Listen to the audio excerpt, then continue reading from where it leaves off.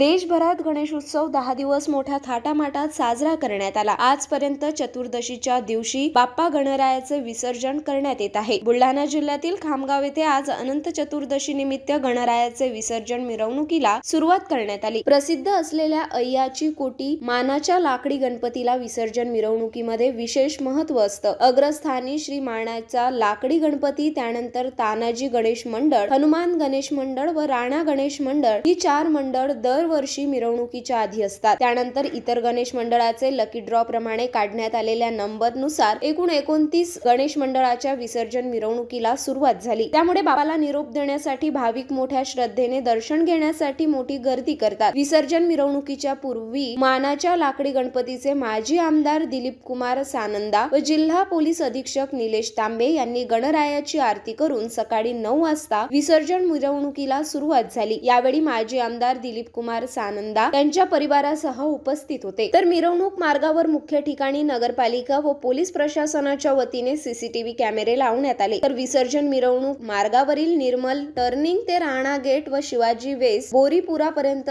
संचारबंदी लावण्यात आली आहे। मिरवणूक मार्गावर सीसीटीव्ही व ड्रोन कॅमेऱ्याची ही करडी नजर राहणार आहे। तर राज्याचे कामगार मंत्री तथा अकोला जिल्ह्याचे पालकमंत्री आकाश पुणकर हे त्यांच्या तानाजी मंडळासह मिरवणुकीमध्ये सहभागी झाले होते। मी लाकडी गणेश मंदिरचा अध्यक्ष। आज गणपतीची विसर्जन मिरवणूक ही श्री पोलीस अधीक्षक बुलढाणा जिल्हा श्री तांबे साहेब यांच्या हस्ते पूजा करून या मिरवणुकीला 9:30 वाजता सुरुवात झाली आणि मंदिराहून निघत पूर्ण मार्गाने गावामधील खामगावमधून प्रतिक्रमण करत सर्व भक्त आणि खामगावमधील हा मानाचा गणपती असल्यामुळे प्रत्येक ठिकाणी या गणरायाची आरती होते आणि दर्शन करून लोक पुढे करते। आज ही मिरवणूक पूर्ण खामगावमधून निघत शेवट आपला हा जो लाकडी गणपतीला होणार आहे। या वर्षी आमचा विशेष आकर्षण म्हणजे आमचा जो रथ आहे त्याचा जो सारथी आहे ते आम्ही एक महिला वाहक म्हणून त्यांना नेमणूक करण्यात आली आहे। एसटी महामंडळाची वाहक आहे आणि त्यांना आम्ही हा मान दिलेला आहे।